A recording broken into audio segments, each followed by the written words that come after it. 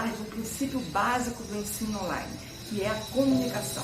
Se a comunicação ela já era importante no ensino presencial, agora no ensino online ela é mais importante ainda, porque é a comunicação com os nossos alunos, com a nossa turma, que vai dar a eles a sensação de que nós estamos no comando. Em contrapartida, nós teremos a segurança de que, de fato, estamos comandando o processo. Existem algumas dicas de comunicação, até mesmo da experiência que eu já venho passando agora no curso de férias, e essa é a ideia do Papo de Prof, é a gente trocar experiências que deram certo ou não. E vale a pena a gente lembrar que no processo de comunicação, a responsabilidade pela comunicação é do comunicador. Se alguém não me entende, eu tenho que melhorar a forma de me comunicar para que efetivamente essa pessoa ela me entenda. Eu passei por uma experiência interessante agora no curso de férias. Eu dividi a turma em 6 grupos e aí passei uma atividade. Na hora que eles foram apresentar a atividade, 5 grupos apresentaram de uma forma errada. Somente um grupo acertou. Ou seja, se 5 grupos apresentou de um jeito que não era para ter sido apresentado e só um grupo apresentou certo, é porque eu não me comuniquei bem com a turma. Eu disse, tem algum erro de comunicação, eles não entenderam o que eu pedi. E aí eu refiz, dei mais um tempo para refazer o processo e refiz a forma de me comunicar com ele. E também é importante a gente entender que comunicação não é necessariamente o que eu falo, o que eu verbalizo, mas é a mensagem que é transmitida e que o outro ou que os outros lá entendem. Tá certo, gente? Então é isso e vamos lá!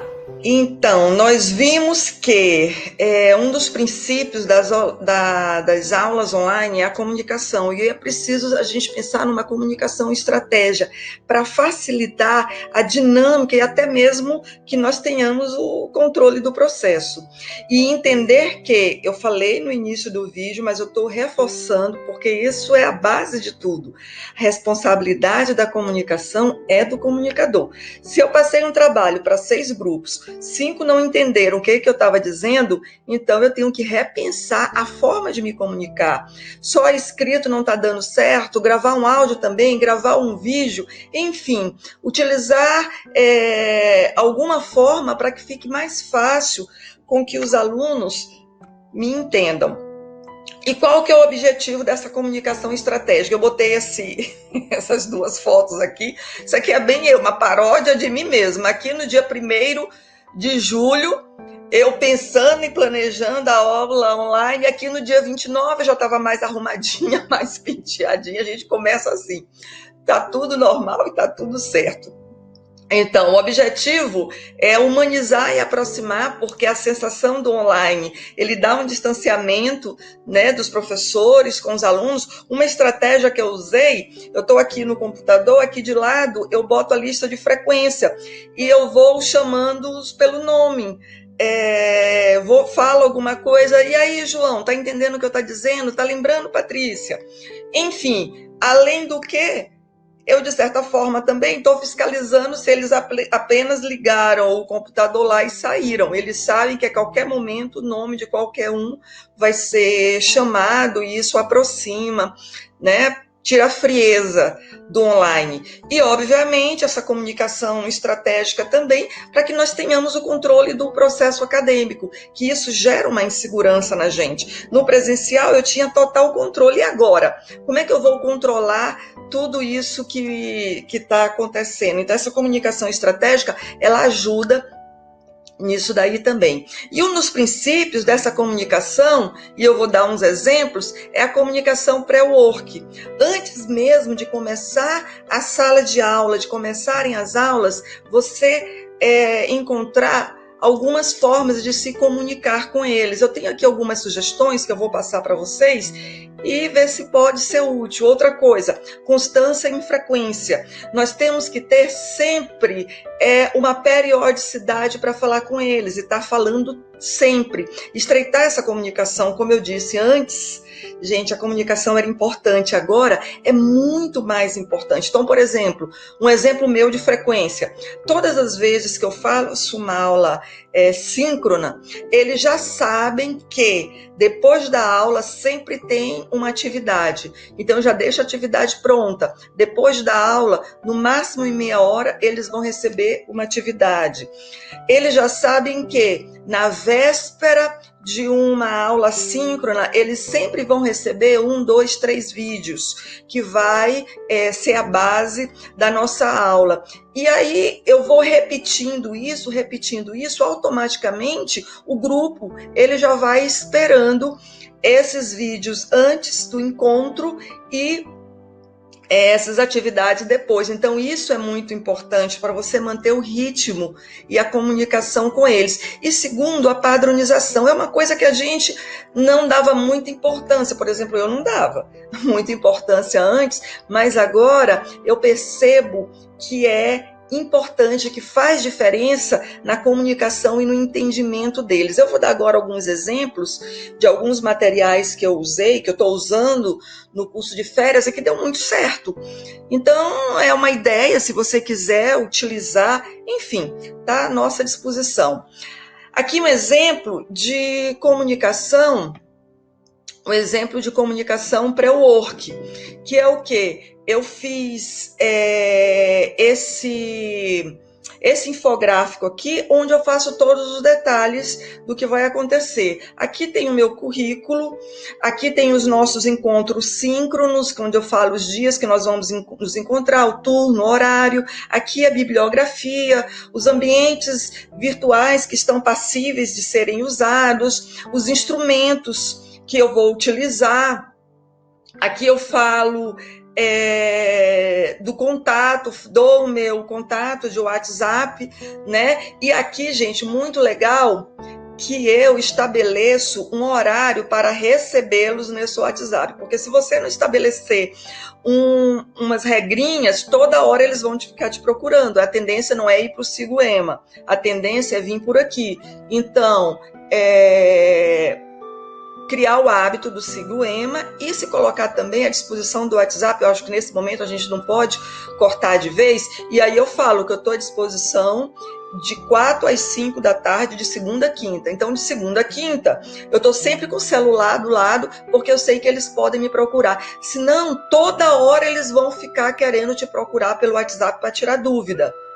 E aí você vai normalizar como é que vai ser esse contato. E ainda no pré-work, eu formei também um grupo de WhatsApp. Então, você tem contato dos grupos, se você tiver contato de alunos, né? Se você tiver contato pelo menos de um aluno, aí você pede para o aluno, foi o que eu fiz. Por favor, me localiza aí alguém que vai fazer agora no curso de férias, a disciplina de planejamento, porque eles têm N grupos, eles se conhecem, um aluno me procurou. Aí eu disse, me faz a gentileza, me cria um grupo para a disciplina de planejamento, me inclui e coloca todos os colegas do grupo de planejamento. Gente, em 2 dias em 24 horas eu tinha mais da metade da turma já nesse grupo, antes de começarem as aulas oficialmente, e em 48 horas eu tinha 100% dos alunos. Então, nos primeiros contatos, não conseguia entrar no Sigo Ema, alguns se perdiam, estavam com dúvida. Foi tudo através desse grupo. Aí, nesse grupo, eu coloquei esse infográfico. Eu falei, olha, eu vou colocar aqui os detalhes de como é que vai acontecer o curso de férias e as formas e as regrinhas para a gente se comunicar. Então, ficou muito mais fácil e diminuiu consideravelmente as dúvidas do que poderia acontecer. Tá certo? Outro. Aqui eu tenho um modelo, gente, voltando aqui, perdão. Uai, cadê eu? Tá aqui. Aqui eu tenho um modelo que eu falei para vocês da importância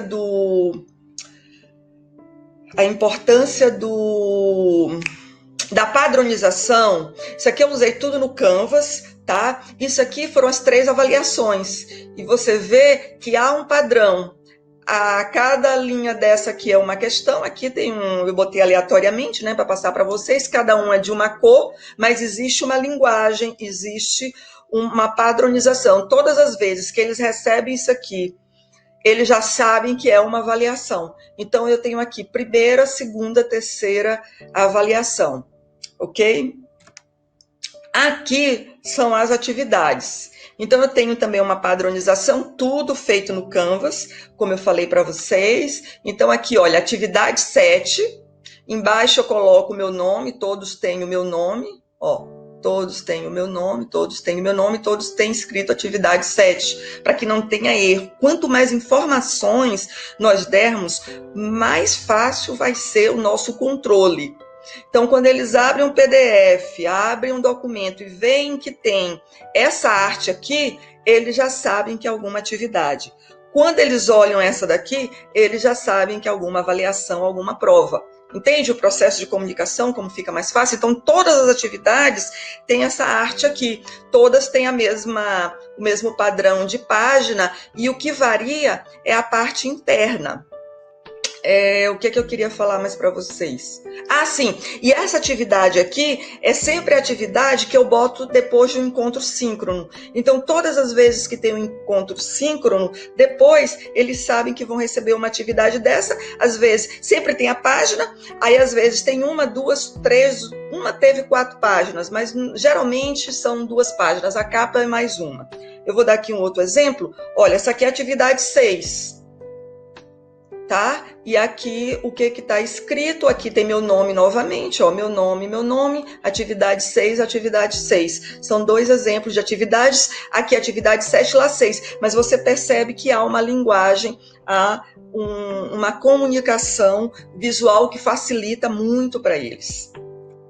E isso daqui eu criei, depois que eu comecei a dar aula, eu percebi que eu ficava esquecendo algumas coisas que eu deveria trazer, e também eu ficava esquecendo algumas coisas que aconteciam na aula, porque muda toda a dinâmica, né? Então eu criei esse infográfico aqui, que você pode fazer até no caderno, né? No começo eu fazia um monte de papelzinho que se perdia.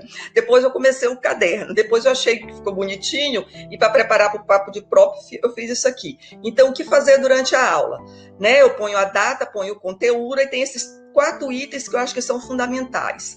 Pontuações a fazer, dúvidas, encaminhar e observações. Geralmente o 1 e o 3 eu preparo antes. Lembram que eu falei para vocês que eu passo sempre antes do encontro síncrono, eu passo um vídeo? Então, nesse vídeo, eu anoto o que é importante, que eu devo ressaltar, que eu devo falar. Porque se você passar o vídeo, e eu percebi isso, perguntar para ele, gente, assistiram o vídeo? Assistimos. Alguma dúvida? Não, nunca tem dúvida. E óbvio que tem coisas que, se você passou o vídeo, é porque é importante, você quer chamar a atenção. Então, aí eu coloco aqui as pontuações. Aí eu pergunto, vocês perceberam que foi falado tal coisa durante o vídeo? Tá aqui em pontuação, aí eu não esqueço. Aí eu coloco todas as pontuações que eu quero fazer. As dúvidas que vão surgindo na hora, e que às vezes alguma coisa que eu tenho que pesquisar, aí eu vou anotando as dúvidas. E o encaminhar, eu já anoto antes também. Então, por exemplo, essa atividade 6 que eu passei aqui, aí eu boto encaminhar atividade 6, eu já preparo antes. E as observações são coisas que aconteceram durante a aula. Aí terminou a aula, eu vou e encaminho o que está aqui no item 3, que já está planejado previamente. Então, eu não dou uma aula online sem essa planilhinha aqui de acompanhamento do que está fazendo depois. Tá certo, gente? Então, é isso. Muito obrigada por terem assistido, né? Eu tô colocando aqui, olha só, os contatos, tá aqui por e-mail, contato papodeprof.com.br, tá aqui o meu telefone, e todos esses documentos estão disponíveis, eu fiz no Canvas, né? Quem quiser, é só manda um e-mail pedindo que eu encaminho para ficar de exemplo, para copiar, enfim, usem como quiser. Esse material é nosso, eu estou utilizando aqui na UEMA, no curso de Engenharia Civil, mas ele é estrutural, né, de uma aula online, e ele pode ser utilizado em qualquer curso, tá bom? Muito obrigada. Então é isso, gente, era isso que eu tinha para falar, e a gente se encontra no próximo vídeo. Sucesso e até a próxima!